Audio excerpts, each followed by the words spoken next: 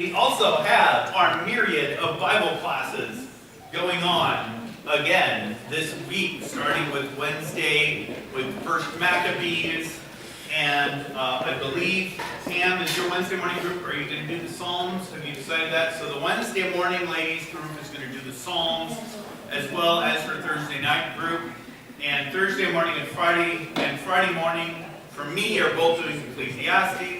Thursday night is doing the large catechism, and all of that should get us well catechized along the way. A typical week. Yes, and I know that I probably have not gotten to the Monday or Tuesday groups in. Gloria. Tuesday afternoon is doing Joshua starting. Thank you. Tuesday afternoon, is that at 1? 1:30. 1:30. Thank you very much. No matter what I did, I knew I was going to forget something. Yes, Marlene. Lincoln Hills is at 2 o'clock on the night. All right, 2 o'clock on Thursday. Yeah. Very good, thank you. And in about 2 weeks or so, we will be having our chili cook-off at 5 o'clock on Saturday afternoon. I do not know any more details than that, and I'm willing to bet money that nobody else does either. But I think I can confidently say that we will have a hot category and a mild category and a food for children category. Because I am not crazy. So we will have all of the details for that lined up next Sunday, won't we, David? Yes. Yes, we will. Absolutely. All right, very good.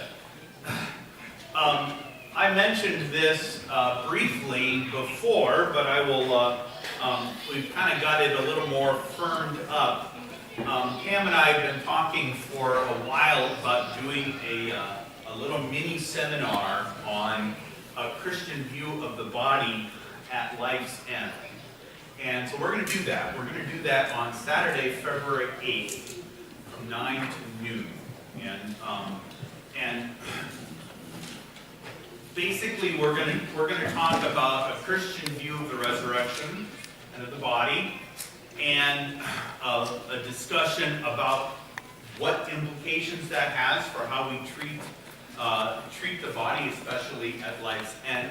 And we'll also look especially at the service of the commendation of the dying, which is one that some of you may be familiar with, but many probably aren't. This is a service that typically the pastor does before someone dies. So we're going to look at that for a little bit. Saturday, February 8th from 9 to noon. Does anyone have any other announcements as we are strolling along? Dear Deaconess, oh, speak. It's been in the Chronicles, and it sort of goes along with this being prepared body and soul at life's end. But on Wednesday, I have it smells so good. Pam's moving up to the front of the class. See? I love this. Okay, I just got totally distracted. Okay, Wednesday, we have an elder care attorney coming, Trudy Wright-Quinn, who's going to be talking with some of parish nurses, but it's also open to all of us. And what she's talking about are some of the things that we all face, either for ourselves or our family. Personally, I've had to go through a couple things that I thought I should know the answer to, and I had no clue. With my mother, who suffers from dementia, and we needed to get a power of attorney in place that I thought was there and wasn't, so that financial things could be taken care of if something happened to my stepfather.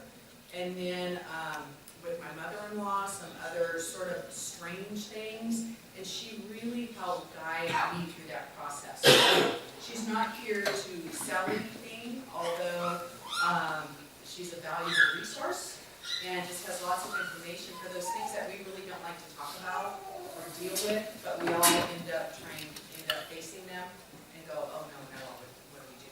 So it's only going to be about an hour, and lunch will be served. So if you think you're going to come, if you could let me know, it's just helpful for lunch. But she's just an amazing woman. I think, Laura, you talked with her, a wealth of information, kind. I get, you know. And what time is that? 11. And it's here? And it's here, yeah. Wednesday. Yep. Thank you very much, Pam. And then finally, we have a new Holy Cross at prayer for the season of Epiphany. You can pick those up on your way out. I feel like I should be handing out bread or something. Any other announcements that I have neglected? All right, let's see if we can recover from last week's walk through Exodus chapter 25, which was a little bit more disjointed than I would have liked. So we're going to do a little bit of comparison. I'm also going to pass a book around. This isn't on the tabernacle, it's on the temple. This is kind of a classic book by a man named Alfred Edersheim called The Temple, and I like it because it has lots of pictures. So I will pass that around. You can take a peek at that or even borrow it if you would like. So notice that this is the tabernacle here. And for comparison's sake, this is a football field. Okay? So a third the size of a football field, maybe. So can we turn the light off for a second? Just to kind of give you a little bit of a sense of the size there. Then this is the original temple of Solomon.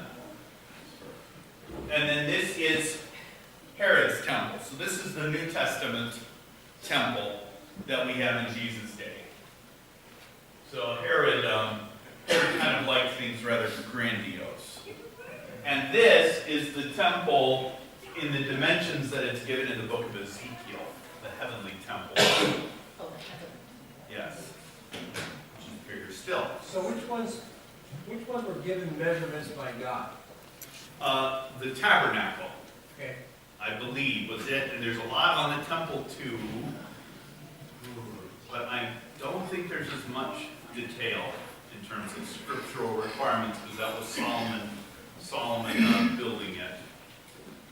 But definitely the tabernacle in great detail. I managed to find, through the power of the interwebs, a few other pictures that I thought you might find interesting. This is a life-size model of the tabernacle as it would have been in Sinai. And then here's a little bit closer one. So from here, it looks very simple because there is a covering over the whole thing, which is itself kind of interesting, that the tabernacle and all the gold and all the furnishings and all this stuff is not there in order to show off. You know, why do kings make big palaces? Kings make big palaces in order to show off and to demonstrate their power to other nations. But that's not what's going on here. If you were to walk past this, you would think this is a big tent. And there's not a lot to see. Which is rather interesting. Here's another nice image. And by the way, if you have a Lutheran study Bible, I didn't write down the page number, but there is a nice kind of similar cutout view to this in the Lutheran study Bible right at Exodus 25. 139. Thank you.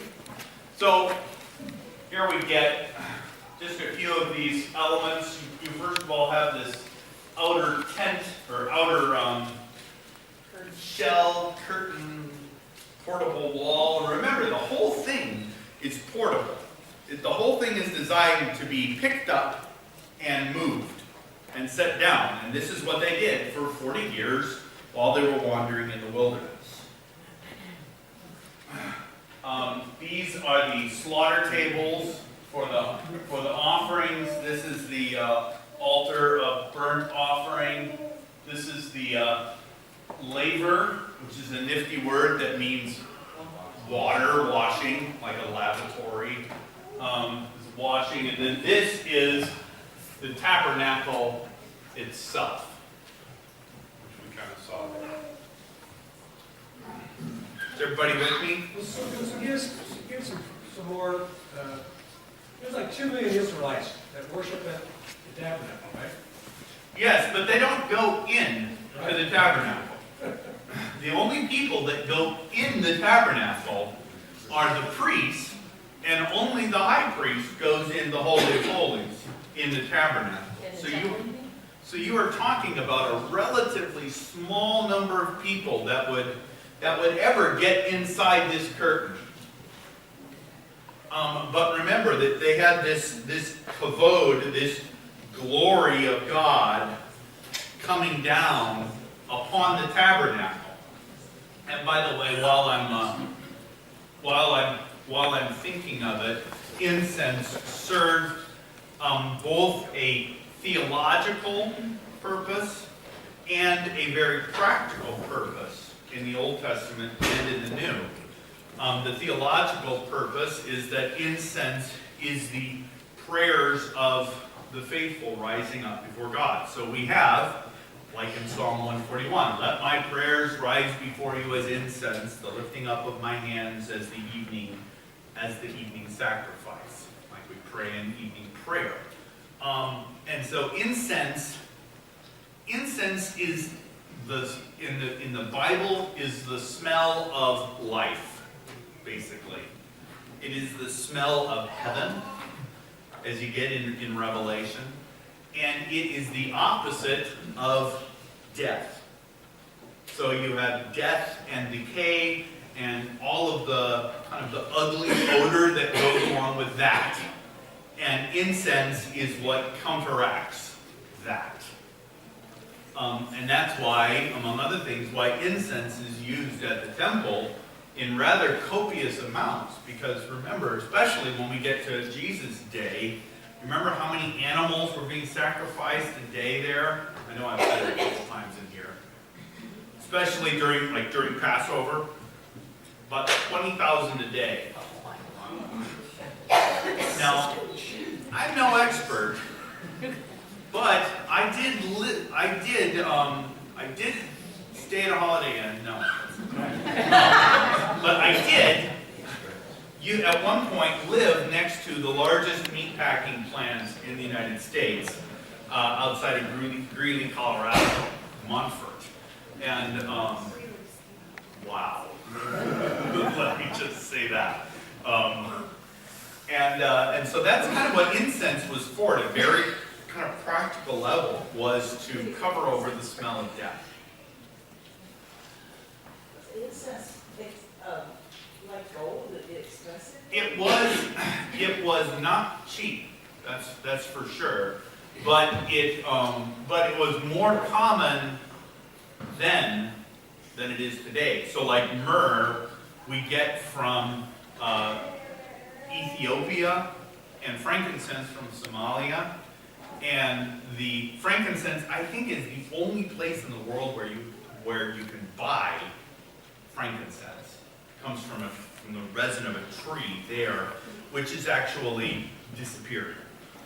So frankincense down the road will probably become exceedingly expensive along the way. Rick? Well, do we assume that the Israelites in these 40 years in the desert and without frankincense around or even food got everything from wandering traders coming? Well, that's a good question. Of course, there wasn't a Somalia or Ethiopia at that time. I think it's good. Pam's going to put it in my study, and then she's going to sit there. She won't inhale. Yeah, she won't inhale.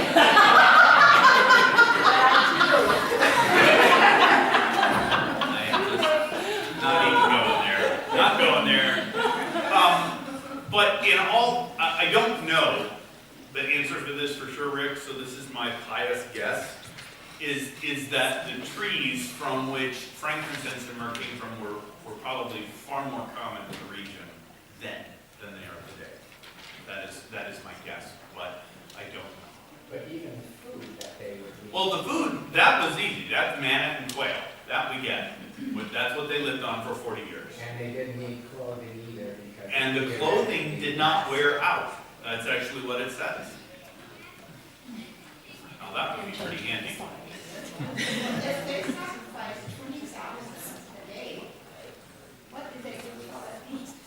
Well, remember, that 20,000 a day is not in Exodus. That's not here. That's the temple in Jesus' day. And the meat from the sacrifices was how the Levites and how the priests lived. That's what they ate. That was their income, for lack of a better term. Yeah, biggest barbecue ever. Thank you. All right. We got a couple more here. There you can kind of get a sense of scale there.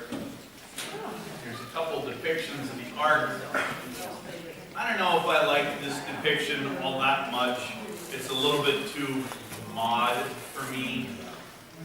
But it does give you a bit of a sense of these two cherubim over the ark.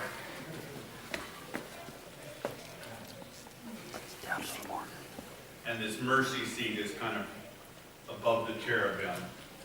This is where God comes to dwell. This is a short video of kind of a visual walkthrough of the tabernacle.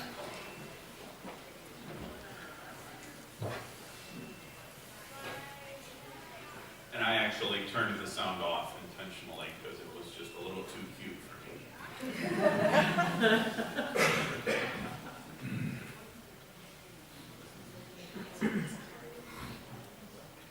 Is that the pillar of cloud above that smudge? No, well, above, I think that's meant as this cloud, this kavod or glory that came down upon the tabernacle. And then whenever this cloud would lift up, that would meant that was time now for them to move. Be handy, I could use a cloud like that. Yeah, very convenient.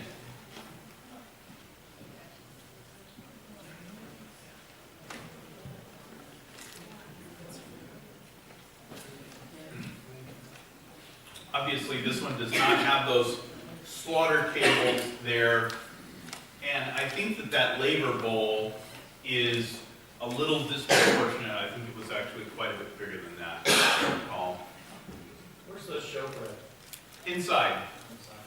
The showbread and the table for the showbread is in the holy place.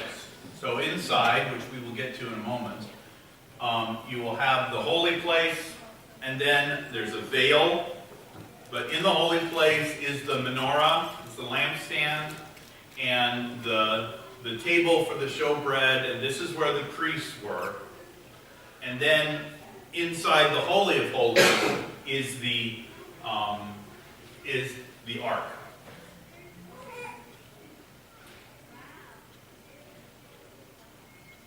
And you remember in Exodus 25 that there are lots of layers of different kinds of animals that were used as coverings, including a badger, which, I don't know what the spiritual significance of badgers are.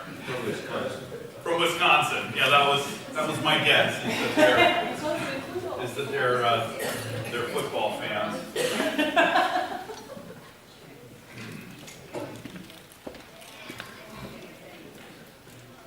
So this is the ark in the Holy of Holies. And you see the poles there. The poles are made of acacia wood and then inlaid with gold. The pillars are also, if I recall, are made of acacia wood and inlaid with gold. That's the table for the showbread. And that is the lampstand. I've got a couple other pictures with quite a bit more detail than this on that in a moment. And then this, that is the altar of incense. So there you can see a much larger version of this little puppy, which is called a thurible.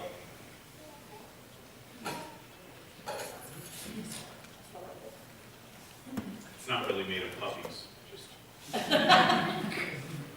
well, you know, we're talking about badgers, so it's possible. I want to be clear here. So was it open like that in front? Yeah, I believe so. The one thing about this model that I'm a little unclear on is the veil. Because I know in the temple you had this heavy veil that separated the holy place from the Holy of Holies. And I'm not sure if they're just not showing the veil, or if the veil was not as prominent then as it is today. Oh, we got a sunset. All right, I think I've had enough of that. So now that we've got a bit of a visual picture, let's look again at, let's start at chapter 25 in Exodus. Did it have to face a certain way? Pardon me? Did it face a certain way? Did Yes. it have a certain orientation? Yes, it always, I believe, we're gonna get to that. I think it faced east. I think that's right.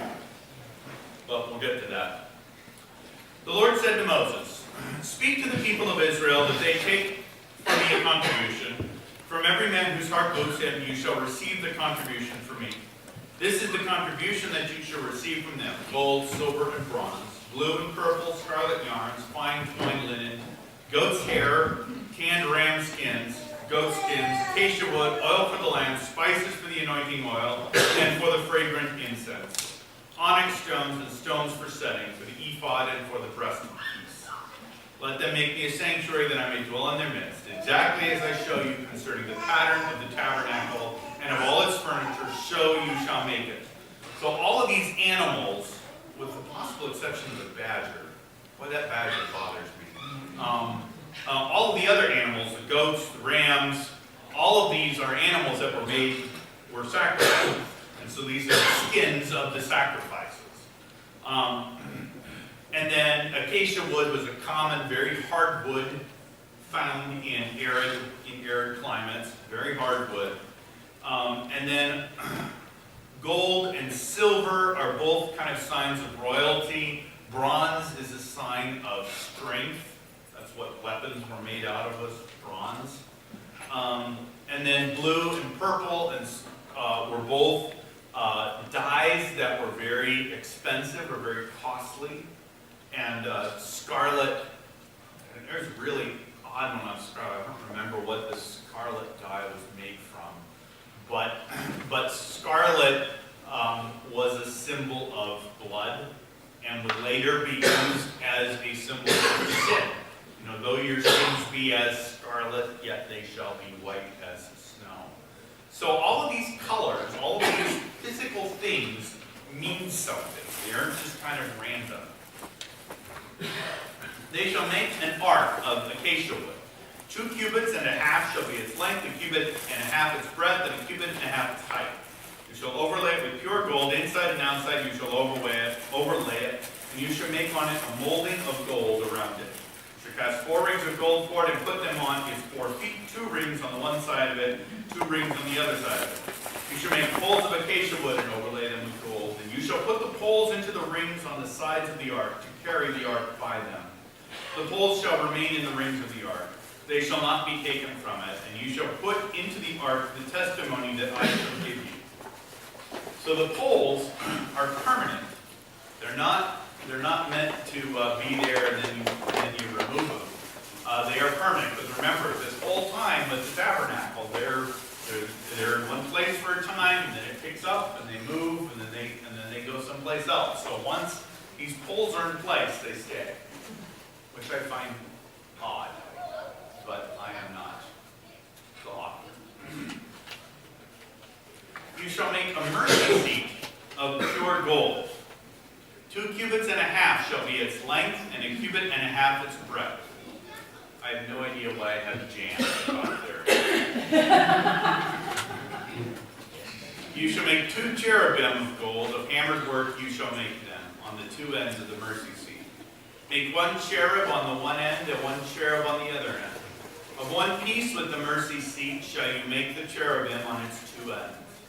The cherubim shall spread out their wings above, overshadowing the mercy seat with their wings. Their faces to one another, toward the mercy seat shall the faces of the cherubim be.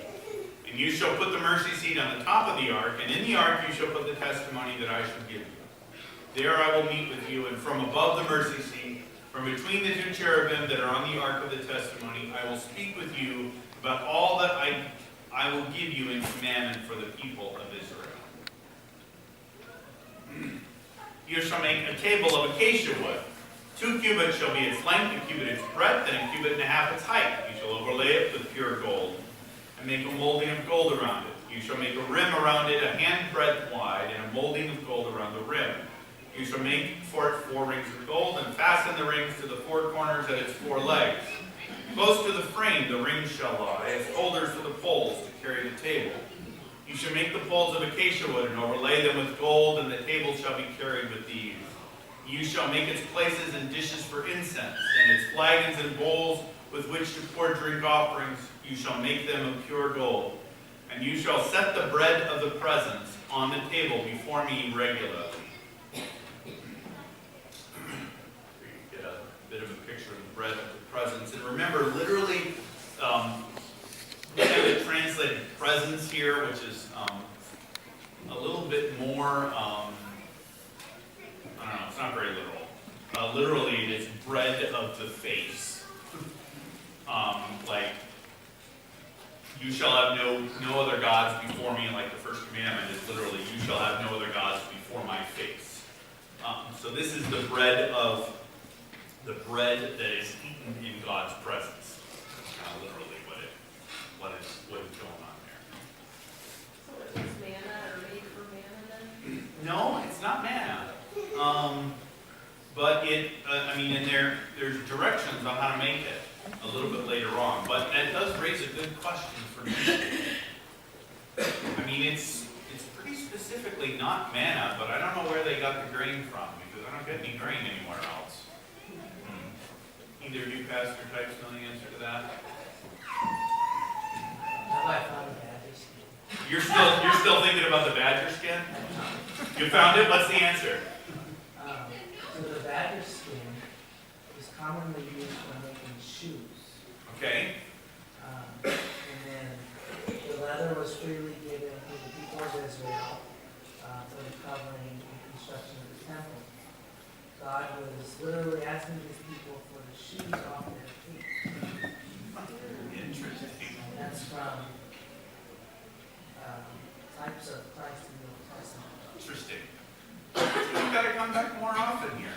Take more vacations. You're handicapped around. Pastor Crow, you're going back to Kansas, right? Can't help myself. All right. I better move on.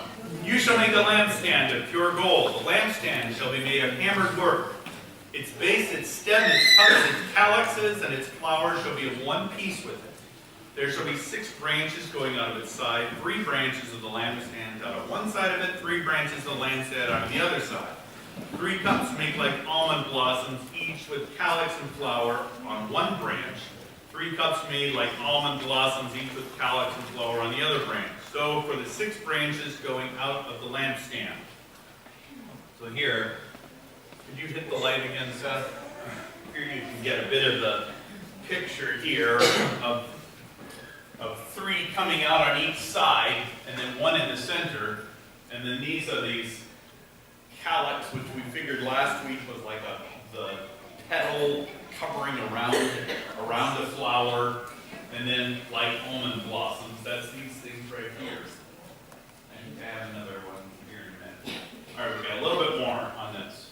And on the lampstand itself, there should be 4 cups made like almond blossoms with their calyxes and flowers, and a calyx of one piece with it under each pair of the 6 branches going up from the lampstand. Their calyxes and their branches shall be of one piece with it, the whole of it a single piece of hammered work of pure gold. You shall make 7 lamps for it, And the lamp shall be set up so as to give light on the space in front of it. Its tongs and their trays shall be of pure gold. It shall be made with all these utensils out of a talent of pure gold. And see that you make them after the pattern for them, which is being shown you on the mountain. All right, here's kind of a breakdown of all of these different pieces here.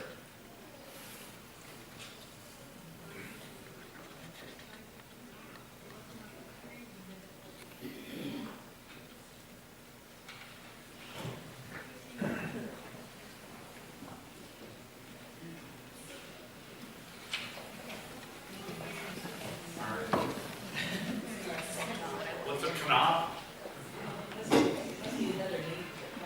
Yeah. Yep. A knot is what goes on the outside of the flower.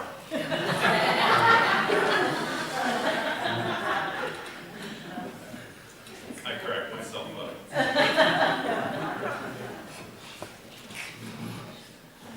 All right.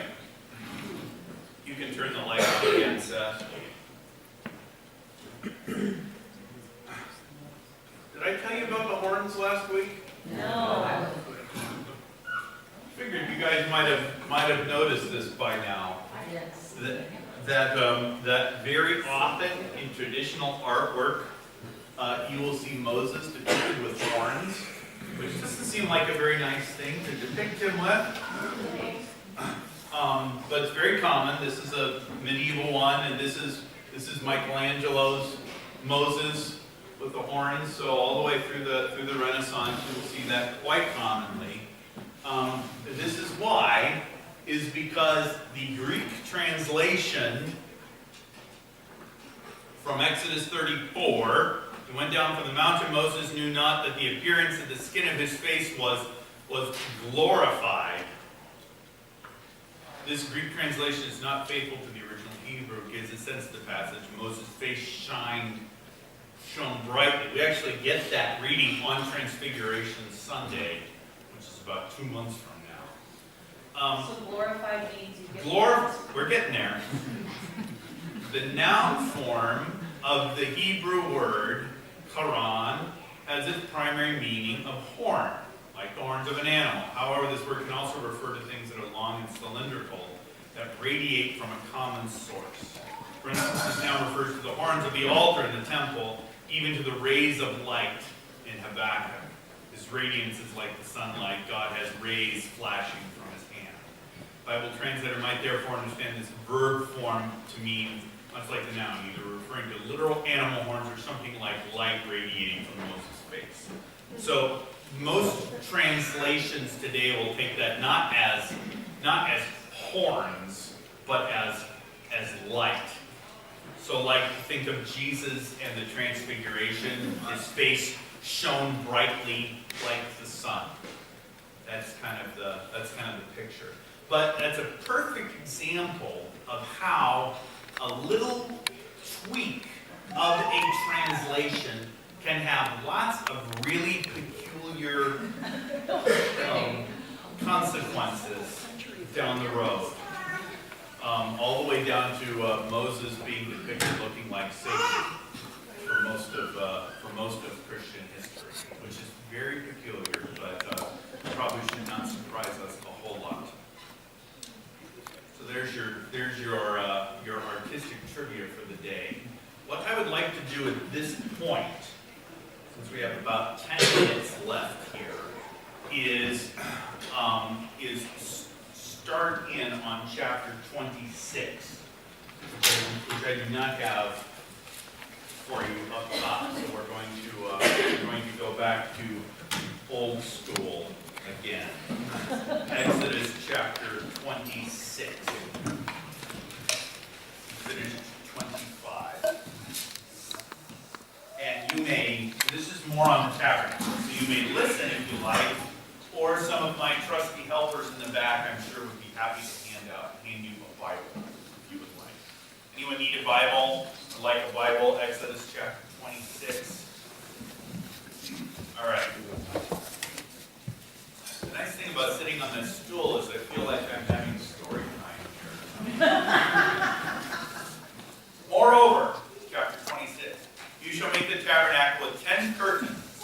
fine twined linen and blue and purple and scarlet yarn. You shall make them with cherubim skillfully worked into them. The length of each curtain shall be 28 cubits. The breadth of each curtain 4 cubits. All the curtains shall be the same size. 5 curtains shall be coupled to one another, and the other 5 curtains shall be coupled to one another. You shall make loops of blue on the edge of the outermost curtain in the first set. Likewise, you shall make loops on the edge of the outermost curtain in the second set. 50 loops you shall make on the one curtain, 50 loops you shall make on the edge of the curtain that is on the second set. The loops shall be opposite one another. You shall make 50 clasps of gold and couple the curtains one to other with the clasp so that the tabernacle may be a single whole. So we're talking about the curtains that go around the tabernacle at this point. And it does really, it is remarkable at how detailed these instructions are. I mean, we are talking very carefully modeled instructions along the way here, and this continues. You shall also make curtains of goat's hair for a tent over the tabernacle. 11 curtains shall you make. The length of each curtain shall be 30 cubits, the breadth of each curtain 4 cubits. The 11 curtains shall be the same size. You shall couple 5 curtains by themselves, and 6 curtains by themselves, and the 6th curtain you shall double over at the front of the tent. You shall make 50 loops on the edge of the curtain that is outermost in one set, 50 loops on the edge of the curtain that is outermost in the second set. This is the part that kind of goes over all of the colored stuff, so that from the outside, this looks like a fairly mundane tent. This is not going to look like some big, fancy, gaudy thing. Are you with me? All right. You shall make 50 clasps of bronze, and put the clasps into the loops, couple the tent together that it may be a single whole. And the part that remains of the curtains of the tent, the half curtain that remains, shall hang over the back of the tabernacle. The extra that remains in the length of the curtains, the cubit on the one side, the cubit on the other side, shall hang over the sides of the tabernacle. On this side and that side to cover it, you shall make for the tent a covering of tanned ram skins and a covering of goat skins on top. You shall make upright frames for the tabernacle of acacia wood. 10 cubits shall be the length of a frame, and a cubit and a half the breadth of each frame. So 10 cubits high is 180 inches, roughly. Remember, a cubit is from the elbow to the tip of your finger, so about 18 inches, something like that. And then each one of these sets is a cubit wide. We're talking about a bunch of long, narrow pieces. There should be 2 tenons in each frame for fitting together. What is a tenon? I don't know that word. Like a mortar? Like a joiner? Okay, gotcha. So shall you do for all the frames of the tabernacle. You shall make the frames for the tabernacle, 20 frames for the south side, and 40 bases of silver you shall make under the 20 frames, 2 bases under one frame for its 2 tenons, 2 bases under the next frame for its 2 tenons. For the second side of the tabernacle, on the north side, 20 frames, and there 40 bases of silver, 2 bases under one frame, and 2 bases under the next frame. And for the rear of the tabernacle westward, you shall make 6 frames so it faces east. And you shall make 2 frames for corners of the tabernacle in the rear. They shall be separate beneath, but joined at the top, at the first ring. Thus shall it be with both of them. They shall form the 2 corners, and there shall be 8 frames with their bases of silver, 16 bases, 2 bases under one frame, and 2 bases under another frame. So this whole thing is kind of built tongue and groove so that it's portable. So you've got all of these pieces so that they can pick the whole thing up, take it apart in fairly short order, haul it off, and move to the next place, and then put it back together, and it will be exactly the same in each place. This is why they have the metal bases at the bottom. That's going to absolutely set the dimensions. They're going to be the same each time. Very interesting. You shall make bars of acacia wood, 5 for the frames on the one side of the tabernacle, and 5 bars other side of the tabernacle. 5 bars for the frames at the side of the tabernacle at the rear westward. The middle bar, halfway up the frame, shall run from end to end. You shall overlay the frames with gold, and shall make their rings of gold for holders for the bars, and you shall overlay the bars with gold. Then you shall erect the tabernacle according to the plan for it that you were shown on the mountain. And you shall make a veil of blue and purple and scarlet yarns and fine twined linen. It shall be made with cherubim skillfully worked into it. You shall hang it on 4 pillars of acacia overlaid with gold, with hooks of gold on 4 bases of silver. You shall hang the veil from the clasp, and bring the ark of the testimony in there within the veil. And the veil shall separate for you the holy place from the most holy. You shall put the mercy seat on the ark of the testimony in the most holy place. You shall set the table outside the veil, and the lampstand on the south side of the tabernacle opposite the table, and you shall put the table on the north side. You shall make a screen for the entrance of the tent of blue and purple and scarlet yarns and fine twined linen embroidered with needlework. You shall make for the screen 5 pillars of acacia and overlay them with gold. Their hooks shall be of gold, and you shall cast 5 bases of bronze for them. So we get the altar faces to the east, or the tabernacle faces to the east. The rear is on the west side. So if you were looking in to the tabernacle, you're going to be looking west, because the entrance is on the east side. The Holy of Holies is near the western end of the tabernacle, with this big veil in between. And then inside the holy place is the lampstand on the south and the showbread table on the north. And then we didn't get the description of the incense, the altar of incense yet. But we'll get there. Does anybody have any questions for me at this point? That I know this is rather detailed.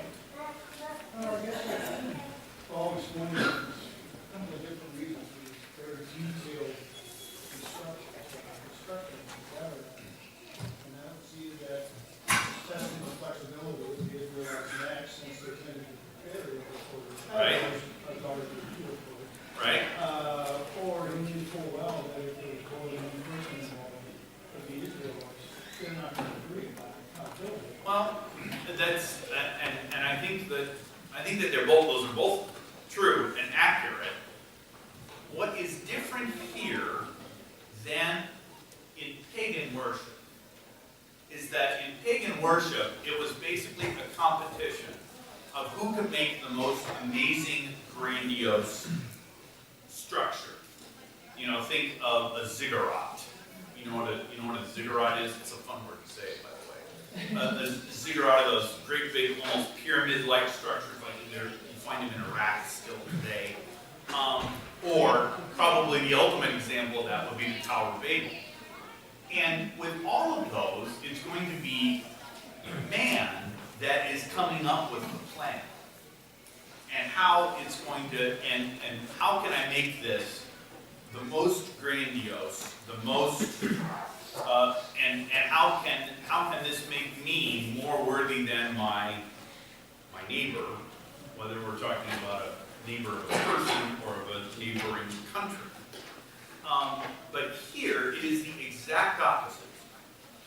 God is giving them very exacting instructions, all the way down to the last bit of detail, because it's not them making it for him. It's him coming to them, and he is the one that defines how he comes to them, and where he comes to them, and when he comes to them, all along the way. It is never the people that determine how this works. This is the difference between what we're talking about here and magic. You know, magic is you get some sort of special thing and you rub it a certain direction and click your heels or whatever, and then you get to make God into a genie. Where you get to make God do what you want. That's essentially what a good luck charm is. Is that concept. But here it is just the opposite. That this is determining, this is God saying, this is where I am. This is how I come to you. This is where I come to you. This is what I'm going to do here. Where do you find me? You find me on the mercy seat, which, by the way, is not called the lost seat. It's called the mercy seat. Dennis. The whole tabernacle is set up in the very center with all the Israelites around it. Yes. Yes. So this is kind of funny. They're scared to death of him while he is on Mount Sinai. Yes. And now he comes and sets himself up Right. right in the middle of it. Right in the middle of them. Yep. Yep. They are not going to. They cannot. It's not so much that they can't escape him, but he is quite literally in their midst. I mean, the tabernacle is Emmanuel, God with us. That's the picture there. And this is why, by the way, and I'll try and bring one of these images up for next week. This is why often in Christian artwork, Mary is depicted as the tabernacle, kind of artistically. Why? Because this is how God comes to us, through the womb of the Virgin Mary. That's how God dwells with his people, is through Jesus Christ. I'll find a couple of those pictures for you. Is there another hand, Rick? Yeah, is there some significance to changing all of a sudden, they're calling it the Ark of the Testimony, I understand testimony inside it. Well, the word can be translated either testimony or covenant. It's the same word. It's also true in Greek, by the way. So like this is the New Testament in my blood. Could just as literally be translated, this is the New Covenant in my blood. Now, there's a lot of reasons why I would argue, especially there, that testament is better than covenant, but it's really the same word, testimony, covenant. And I don't know why in the ESV they swapped those words, because I do not believe that there is a different word going on there. Any other questions? Catherine. I want to make a more vehement invitation that everybody should come to our house this afternoon between 2 and 5:30. You don't have to stay the whole time. But I've got a lot of food that needs to be eaten. Okay? And so it has come to my attention that we try to put invitations in everybody's boxes, but somehow they have not gotten some, and I don't know why. Or maybe you don't have a box. So if you don't know our address, ask us, or ask somebody else, or I'll write it somewhere. But please come. You don't have to come the whole time, and just eat it. And you don't have to bring anything. If you want to, fine, bring something, but you really don't have to. And the other thing is, people are coming in and going, is something burning? You're not going to call 911, so you might want to mention in second service. All right, the church is not burning, and I don't get to blame the acolyte. All right, on that fine note, let's close with the benediction. The grace of our Lord Jesus